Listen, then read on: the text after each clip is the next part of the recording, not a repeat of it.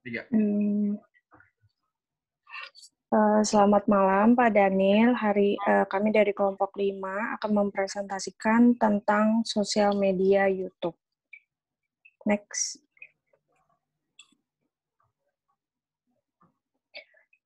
Untuk gambaran umumnya sendiri, YouTube itu berdiri pada Februari 2005, dibuat oleh 3 mantan karyawan PayPal.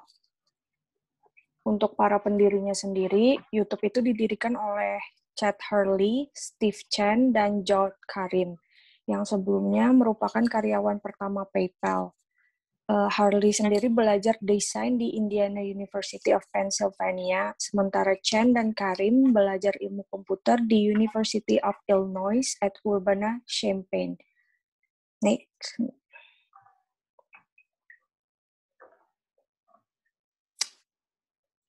Untuk sejarah singkat YouTube itu, YouTube pertama kali itu tercetuskan pada bulan-bulan pertama di tahun 2005, setelah pesta makan malam di San Francisco.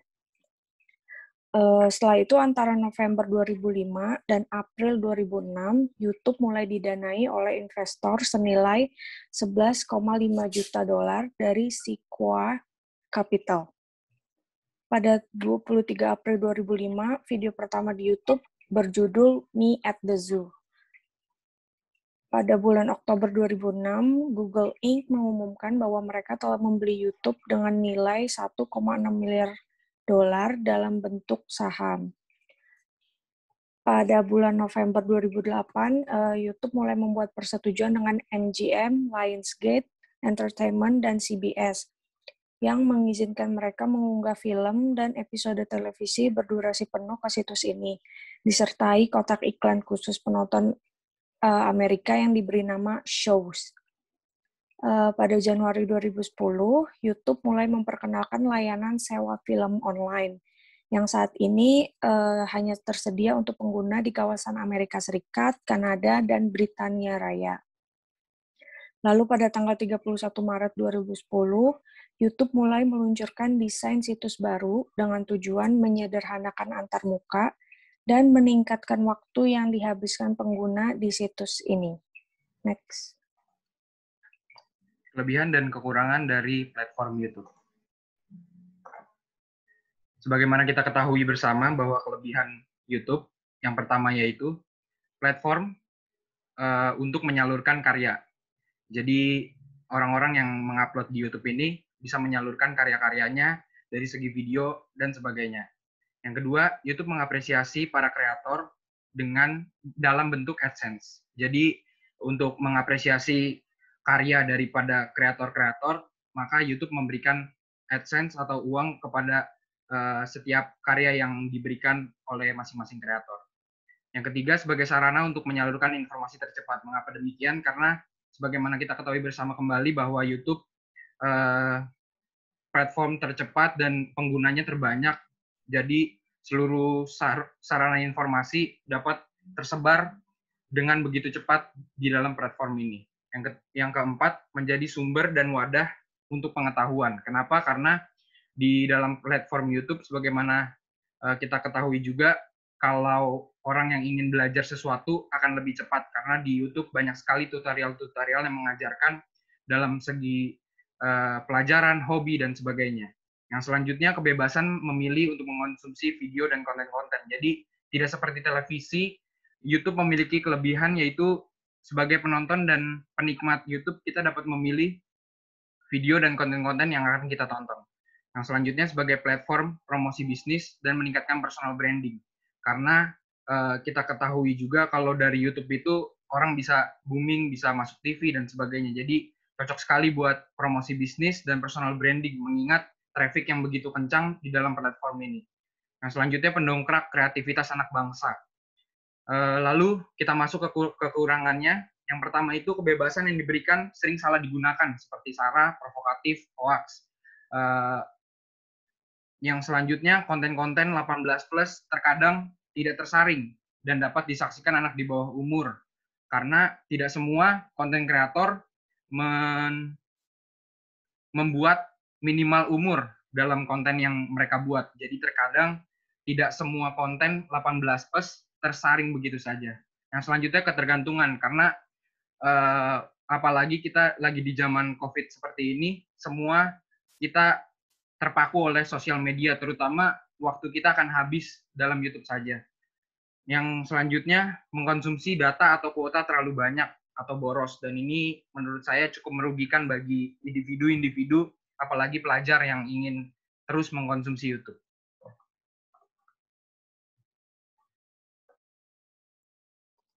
Selanjutnya ada fitur-fitur dari YouTube.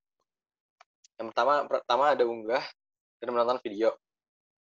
Pengguna dapat mengunggah video sendiri ataupun menonton video dari orang lain.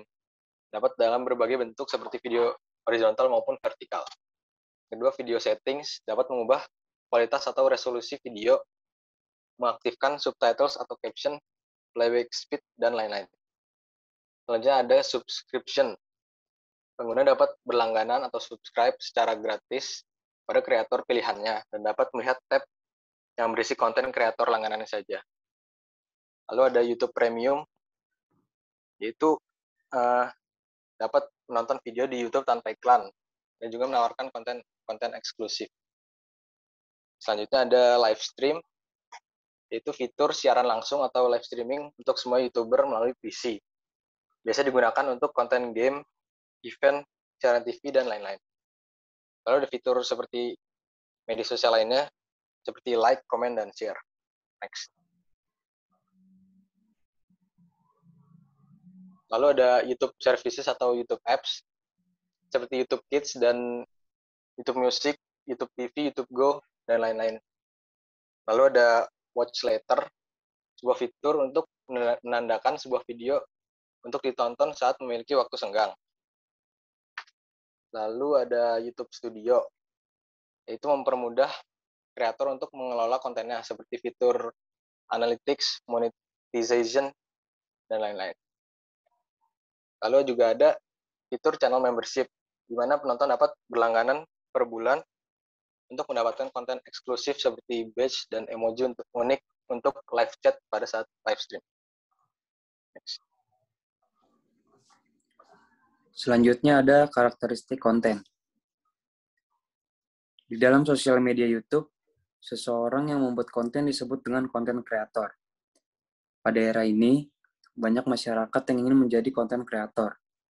Konten pada YouTube sangat banyak jenisnya, dikarenakan banyak pengguna YouTube yang merupakan laki-laki hingga perempuan, dimulai dari anak-anak hingga orang tua. Next. Jenis-jenis konten di YouTube. Yang pertama itu way dan style, yaitu menyajikan konten seperti memasak, perawatan, tips, dan trik. Yang kedua itu music. Biasanya menampilkan konten berupa cover lagu dari penyanyi yang terkenal. Yang ketiga ada education, yaitu menyajikan konten berupa edukasi mengenai pengetahuan akademis maupun pengetahuan umum. Yang keempat ada entertainment, yaitu menyajikan konten berupa hiburan seperti prank, video lucu, vlog, dan lain-lain. Yang kelima ada gaming, yaitu menyajikan konten berupa video game yang berasal dari handphone, PC, ataupun konsol. Yang terakhir ada traveling, yaitu menyajikan konten berupa tips pada saat traveling lengkap dengan hotelnya. Next. Teks, audio, dan visual, atau kombinasi. Di dalam YouTube, biasanya berisikan konten dalam bentuk video. Biasanya video tersebut menggunakan teks, audio, dan visual. Audio bisa diartikan sebagai mendengar, dan visual diartikan sebagai melihat. YouTube juga menyediakan subtitle atau teks, atau bisa juga di dalam videonya sudah ada teks, agar memudahkan penonton untuk mengerti apa isi dari video yang sedang ditonton. Contoh kecilnya misalnya video musik. Di dalam konten tersebut, kita bisa melihat penyanyi berekspresi atau visual, lalu mendengarkan lagunya atau audio, dan juga membaca lirik dari lagu tersebut atau yang disebut teks. Next.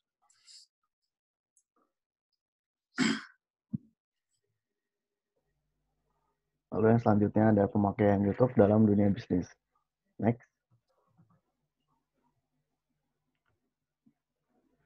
Jadi yang pertama itu ada memperkenalkan brand. Jadi di YouTube ini bisa untuk membuat video atau konten produk di YouTube untuk merupakan salah satu cara para perusahaan atau brand untuk mempromosikan produknya. Yang kedua ada menjangkau pasar yang lebih luas. YouTube mampu menjadi wadah bagi perusahaan untuk memperluas pasar mereka. Next. Nah, video ini adalah contoh pemakaian dalam dunia bisnis.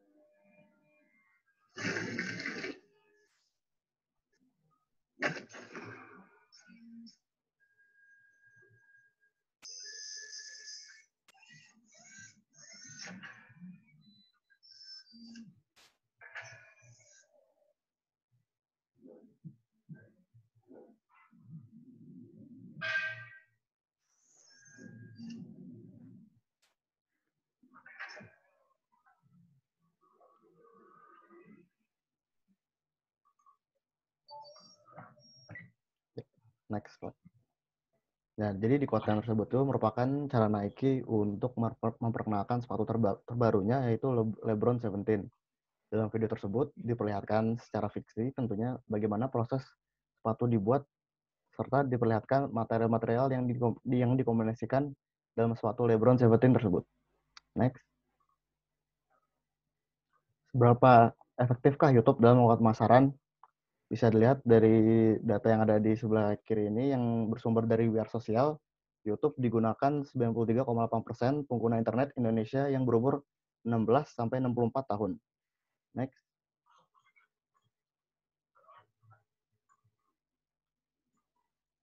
Rata-rata penggunaan YouTube sekitar 25,9 jam per bulannya. Next. Jadi artinya untuk melakukan pemasaran di YouTube sebaiknya menggunakan teknik soft selling. Artinya promosi tidak ditampilkan secara terang-terangan karena penonton YouTube ingin mencari informasi dan hiburan, bukan untuk melihat sebuah iklan. Sekian dari kelompok kami. Terima kasih.